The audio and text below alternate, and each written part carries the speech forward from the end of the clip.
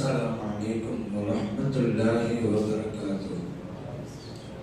الحمد لله رب العالمين، والصلاة والسلام على سيدنا محمد وعلى آله وصحبه أجمعين، وما توفيقي إلا بالله، لا حول ولا قوة إلا بالله العلي العظيم.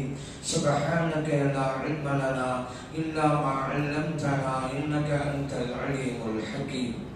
கண்ணியத்திற்குரிய புதியோர்களே, அன்பார்ந்த சகோதரர்களே, ஒருவர் மரணித்து விட்டால் அதற்கு பிறகு அவருடைய நிலை என்ன என்பதை நாம் ஒவ்வொன்றாக அறிந்து வருகிறோம். அவற்றில் ஒன்றுதான் ஒருவர் இறந்து விட்டால் அவரை பற்றிய மௌத்து அறிவிப்பு செய்வது. இது மார்க்கத்தில் உள்ள சில ஊர்களில் பார்க்கலாம், இன்னும் சொல்ல போனால் பல ஊர்களில் பார்க்கலாம். யாராவது ஒருவர் அந்த ஊரில் இறந்து விட்டால் பள்ளிவாசல் மைக்கிலே அதை அறிவிப்பு செய்வார்கள். எப்பொழுது அடக்கம் செய்யப்படும் அதையும் அவர்கள் முடிவு செய்துவிட்டால் அப்போதே அறிவித்து விடுவார்கள். அல்லது அந்த மரண அறிவிப்பை மட்டும் செய்துவிட்டு அடக்கத்துள் நேரம் பின்னர் அறிவிக்கப்படும் அப்படின்னு சொல்லிடுவாங்க. அதுக்கு பிறகு எந்த நேரத்திலே அடக்கப்படும் அப்படிங்கிறதையும் அறிவிப்பாங்க. இந்த மாதிரி அறிவிப்பது என்பது நம்முடைய மார்க்கத்திலே ஆகுமான ஒன்றா என்றால் இரண்டு வகை இருக்கிறது. ஆகுமானது என்றும் இருக்கிறது. இதை நபி ஸல்லல்லாஹு அலைஹி வஸல்லம் அவர்கள் செய்தும் காட்டியிருக்கிறார்கள். நஜாஷி மன்னர், ஹபஷா நாட்டினுடைய அரசராக இருந்தவர், நபி ஸல்லல்லாஹு அலைஹி வஸல்லம் அவர்களை சந்திக்கவில்லை, ஆனாலும் அவர் ஈமான் கொண்டிருந்தார். ஆகவே அவர் மரணித்தவுடன் நபி ஸல்லல்லாஹு அலைஹி வஸல்லம் அவர்கள் அருமை தோழர்களுக்கு செய்து கூறுகிறார்கள், நஜாஷி மன்னர் இப்போது இறந்து விட்டார் என்று. பிறகு அவர்கள் வாய்வு ஜனாசா தொழுகை என்று சொல்லுவோம் அல்லவா, அந்த தொழுகையையும் நிறைவேற்றினார்கள். புகாரிலே பதிவு செய்யப்பட்ட ஹதீஸ். ஆகவே ஒருவர் இறந்து விட்டால் அந்த செய்தியை மற்றவர்களுக்கு அறிவிப்பது என்பதை நபி ஸல்லல்லாஹு அலைஹி வஸல்லம் அவர்கள் செய்து காட்டியிருக்கிறார்கள். அதே போலதான் நபி ஸல்லல்லாஹு அலைஹி வஸல்லம் அவர்கள் ஒரு படையை அனுப்பி வைத்திருந்தார்கள் மௌத்தா என்கின்ற இடத்திற்கு. ஷாம் நாட்டில் இருக்கக்கூடிய ஒரு பகுதி தான் மௌத்தா. அங்கே யுத்தம் நடைபெற்றுக் கொண்டிருக்கிறது. முஸ்லிம்களுடைய படைக்கு தளபதியாக ஸைத் ரலியல்லாஹு அன்ஹு அவர்கள் இருக்கிறார்கள்.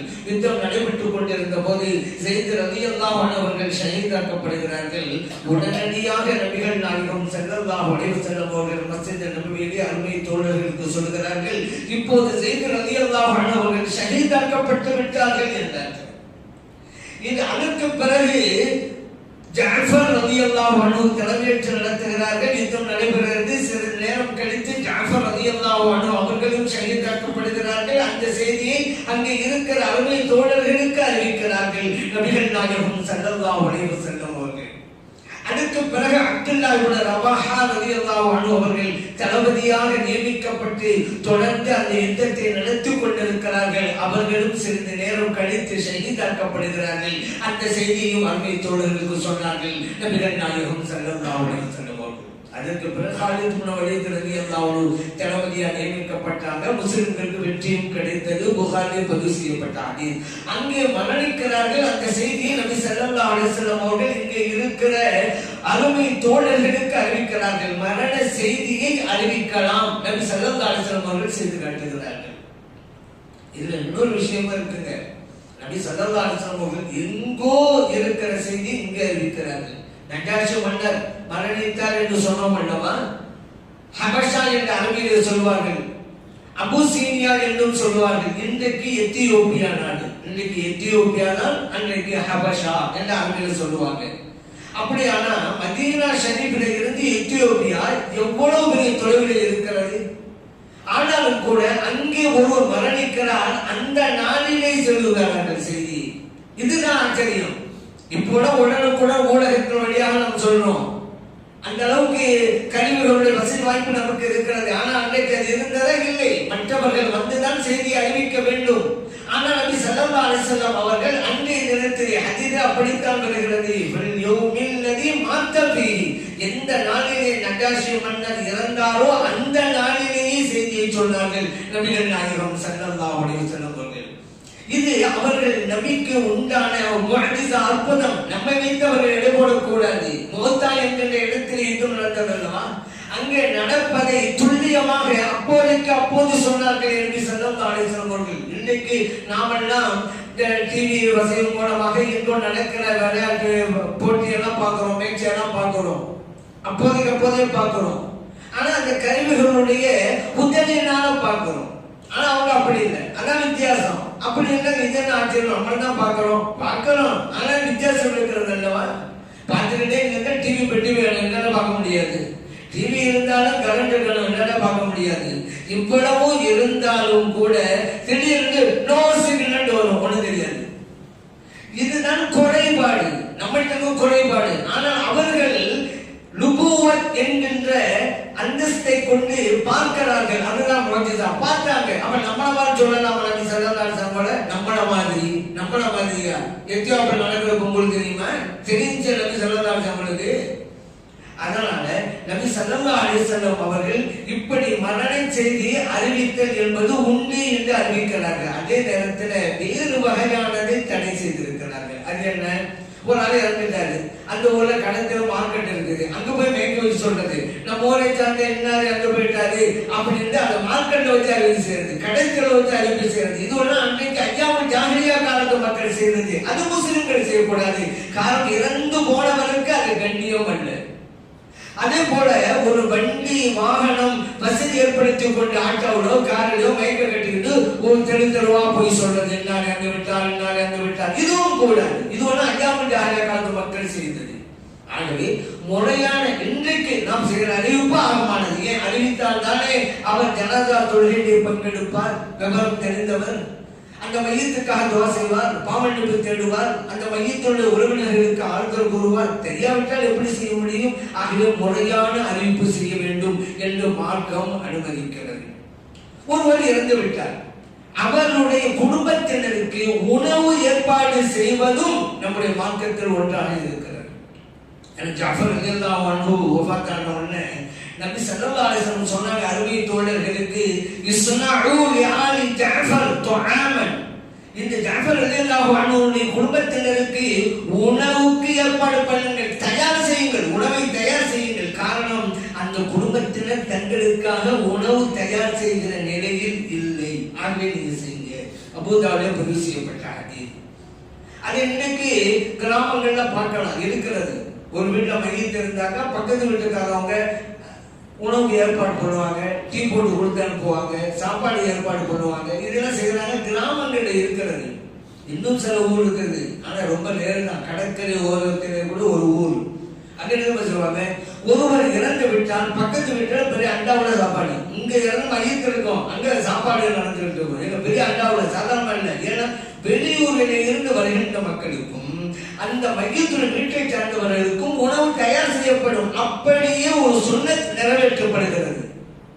இன்றைக்கும் கடற்கரை ஓரத்தில் கிராமத்தில் நடக்குது.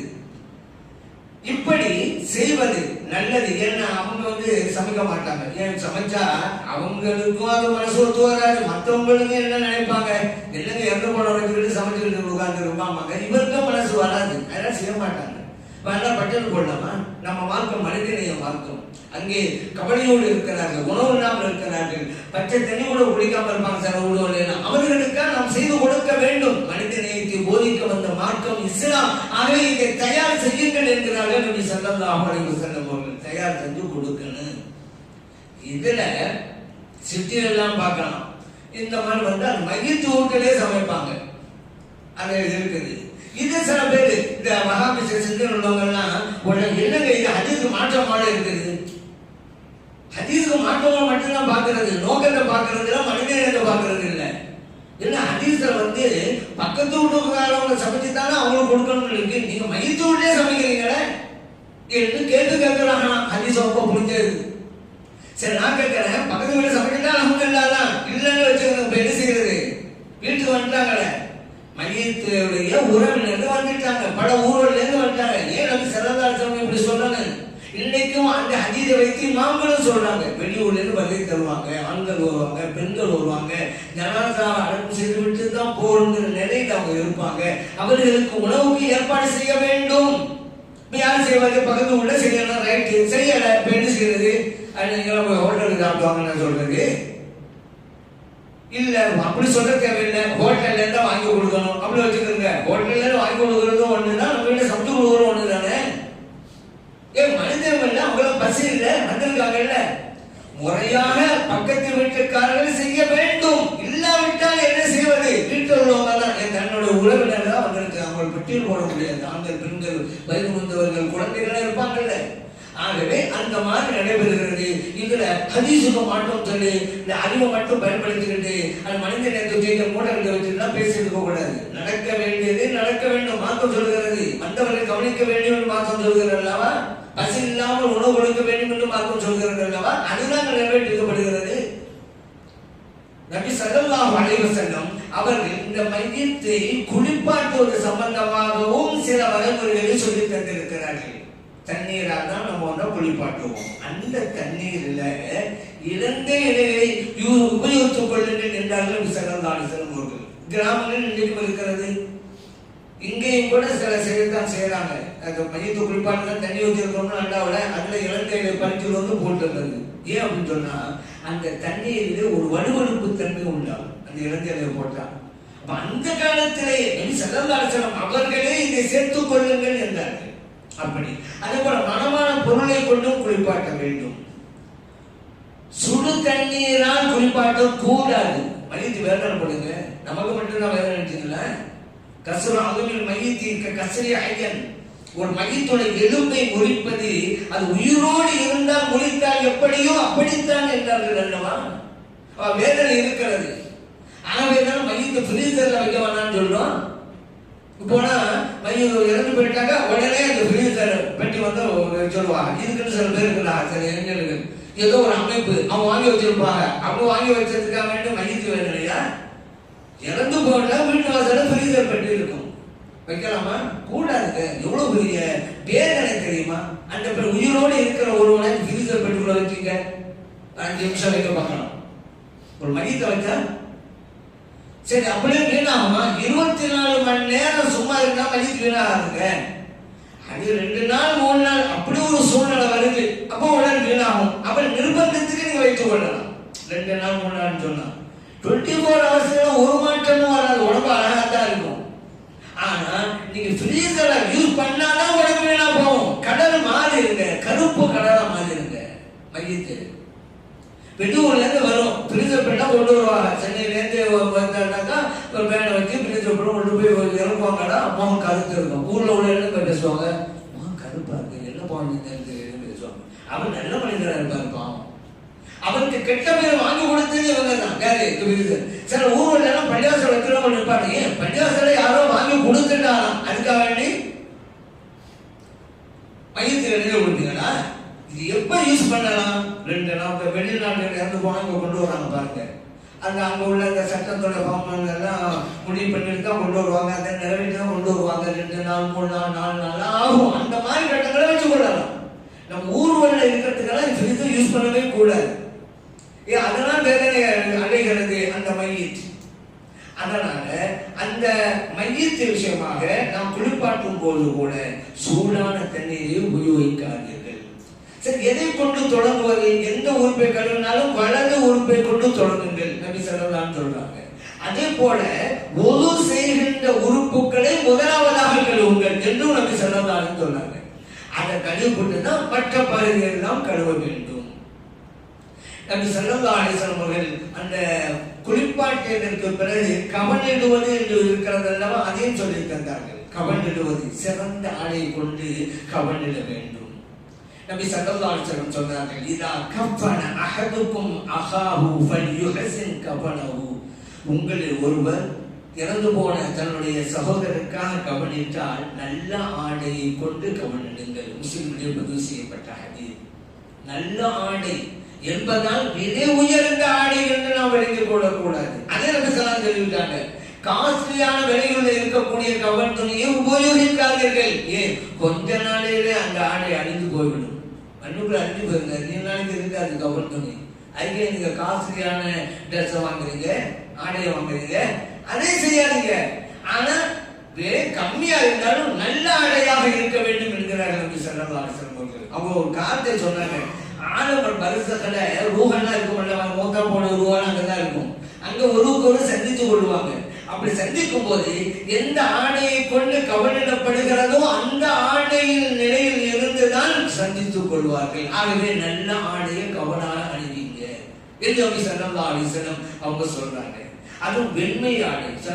நீங்க பொதுவாகவே ஆடைகளை வெண்ணிற ஆடை அணியுங்கள். அப்படிங்கிறாங்க. வெண்ணிற ஆடை அணியுங்கள். ஏன்? அதுதான் சிறந்த ஆடை. அப்புறம் சொல்றாங்க,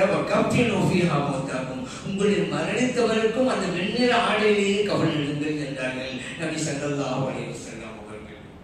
பொதுவாகவே நம்ம இருக்கும் பொழுது சிறந்த ஆடை வெண்ணிற ஆடை தான். ஏன்? அது சுத்தமா வச்சுக் கொள்வோம். அழுக்கப்படுத்தா உடனே ட்ரெஸ்ஸை மாற்றி விடுவோம், அல்லது அழுக்கு இருந்தா உடனே கழுவி விடுவோம் வெண்ணிற ஆடையா இருந்தா. ஆனா கலர் ட்ரெஸ்ஸா இருந்தா அது அழுக்கு இருக்கிறதே தெரியாத அப்படிலாம் ஆகும். அதனால்தான் உட்காருங்க அப்படின்ட்டா அது வெண்ணிற ஆடை உடுத்தோடு எல்லா இடத்துல உட்கார மாட்டாரு. எங்க உட்கார்ந்து அழுக்கப்படாலும் அங்க உட்காருவாரு. உட்கார்ந்து அழுக்கப்படணும் உட்கார மாட்டாரு. ஏன்? அவர் உடுத்துகிற வெள்ளை ட்ரெஸ். அதே நேரத்தில் கலர் ட்ரெஸ்ஸாக உட்காந்துருவாரு. சில பேர் உட்காருங்கன்னு சொல்லும் போது கூட கலர் ட்ரெஸ் தானே உட்காருங்க அப்படின்னு சொல்லுவாங்க. அப்படின்னு என்ன?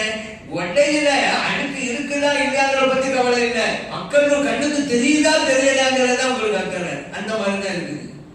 அதனாலதான் நபி ஸல்லல்லாஹு அலைஹி வஸல்லம் சொன்னாங்க, நீங்க எப்பொழுதுமே தூய்மையாக இருக்க விரும்பினா எந்த கலர் நல்லது? வெண்ணிறம் தான் நல்லது அப்படிங்கிறாங்க. அதே ஆடையை கவனிடம் செய்யுங்கள் என்றார்கள் நபி ஸல்லல்லாஹு அலைஹி வஸல்லம் அவர்கள். அந்த வகையிலே தான் அடுத்த ஆண்களா இருந்தா 3 ஆடைகள் உண்டு. எப்படி? கீழே ஒரு ஆடை, மேல ஒரு ஆடை, மொத்தமாக சேர்த்து ஒரு ஆடை, மொத்தம் 3 ஆடை. ஆயிஷா சித்திகா ரலியல்லாஹு அன்ஹா சொல்றாங்க, நபிகள் நாயகம் ஸல்லல்லாஹு அலைஹி வஸல்லம் அவர்களுக்கு 3 ஆடைகளை கொண்டுதான் கவனிடப்பட்டது அப்படிங்கிறாங்க. அதே நேரத்தில் ஒருவர் இஹ்ராம் கட்டிய நிலையில வஃபாத்தானார். ஹஜ்ஜுக்கு போனாரு, அல்ல உம்ராவுக்கு இஹ்ராம் கட்டிய நிலையில இருக்கிறாரு, வஃபாத்தான வச்சிருங்க. இவருக்கு சட்டம் வேற.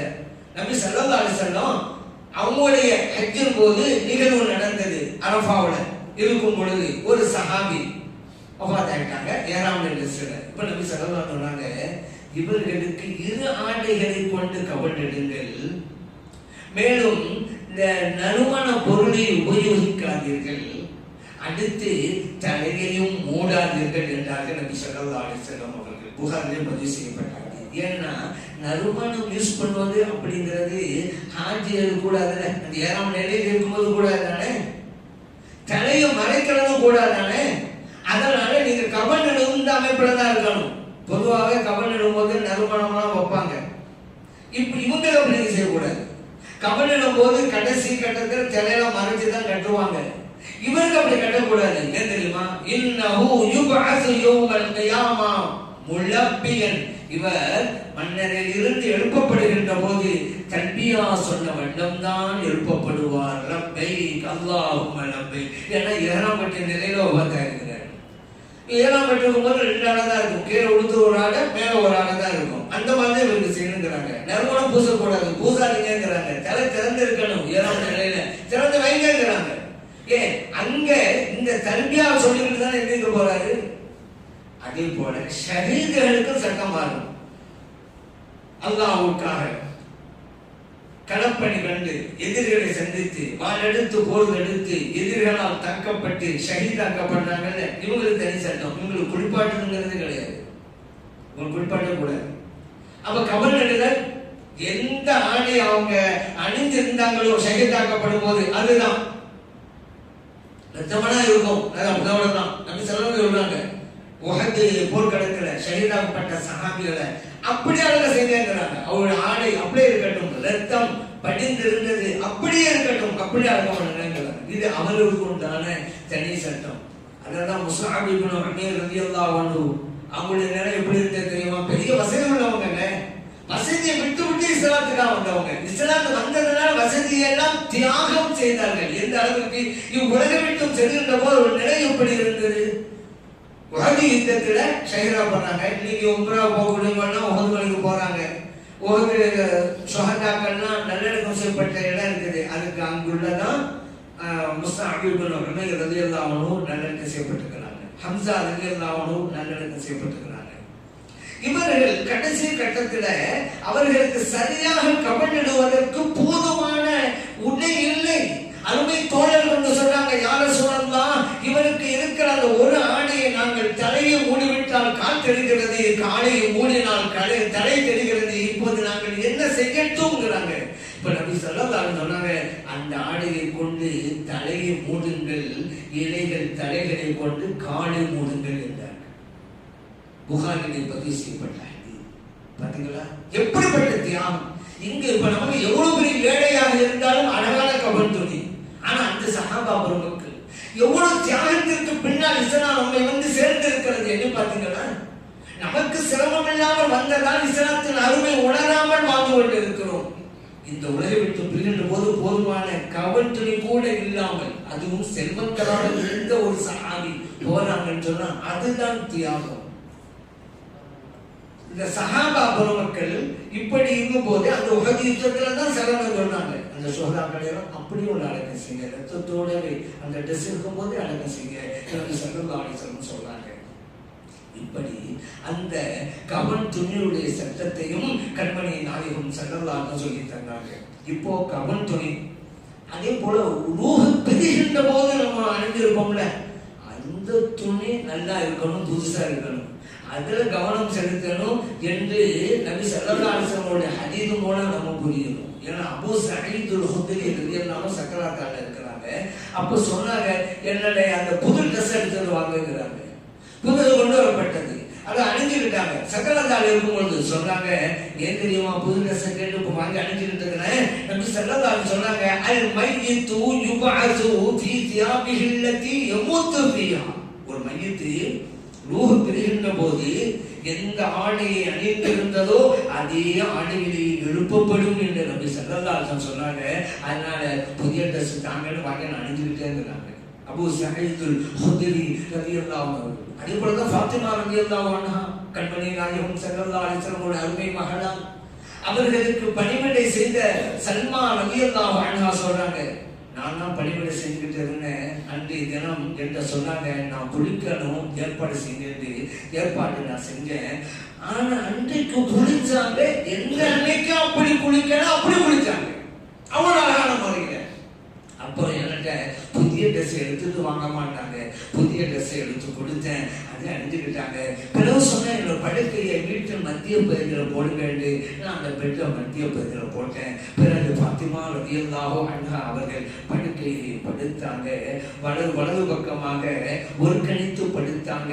கிப்லா திசையை முன்னோக்கி, முகம் வந்து கிப்லா திசை முன்னோக்கி அந்த மாதிரி படுத்து கொண்டாங்க. அவங்க சொன்னாங்க, இன்னி மக்பூலத்துன் அல்ஆன், இப்பொழுது என்னுடைய ரூஹ் பிரிய போகிறது என்று சொன்னாங்க. ரூஹும் பிரிந்தது. அஹ்மதிலே பதிவு செய்யப்பட்ட ஹதீஸ். இங்க ஃபாத்திமா ரலியல்லாஹு அன்ஹா அவர்கள் தங்களுடைய கடைசி நேரம் எதுவென்று தெரிந்ததற்கு பிறகு புதிய ஆடை அணிந்து கொண்டு படுக்கிறார்கள். ரூஹ பிரிகிறது. ஏன் சிலர் சொன்னாங்கல்ல, ரூஹ் பிரிகின்ற போது எந்த ஆடை அணிந்திருக்கிறாரோ அதே ஆடையில் தான் எழுப்பப்படுவார். ஆகவே அப்படி செஞ்சாங்க. அதனால சஹாபா பெருமக்கள் இப்படியும் செய்திருக்கிறார்கள். இப்போது கூட சக்கராத்தால இருக்க கூட அப்படி செய்யலாம். சக்கராத்தால இருந்தா சரி மொத்தா போனது எப்படி தெரிஞ்சாங்க அந்த மாதிரி செஞ்சு கொள்ளலாம். தெரியுமா? தெரியும். சக்கராத்தால வந்துட்டா அவருக்கு தெரியும், இனி நம்ம வாழ போறது இல்லை, கடைசி தருணத்துல இருக்கிறோங்கிறது அந்த நிலைக்கு வந்துட்டா தெரியும். ஆனா திடீர்னு மரணம் வருதுல, ஆக்சிடென்ட்ல அது இதுல அவங்க ஹார்ட் அட்டாக்ல இவங்களுக்கு அப்படி சொல்ல முடியாது, உத்தரவாதம் கிடையாது. ஆனா படுக்கையிலேயே ரூஹ் பெறுகிறது அல்லவா, அவர்களுக்கு புரியும், இனி நாம் வாழப்போவதில்லை, இதுதான் நம்ம வாழ்க்கையில் கடைசி கட்டம் தெரியும். அந்த நிலை தெரிந்தவர்கள் இந்த மாதிரி செய்து கொள்ளலாம். கேட்டதின்படி அமல் செய்ய இல்லாமல் இறைவன் தௌஃபீக் செய்து கொள்வானாக. ஆமீன். அல்ஹம்துலில்லாஹி ரப்பில் ஆலமீன். يا رسول الله يا رسول الله يا حبيب الله يا حبيب الله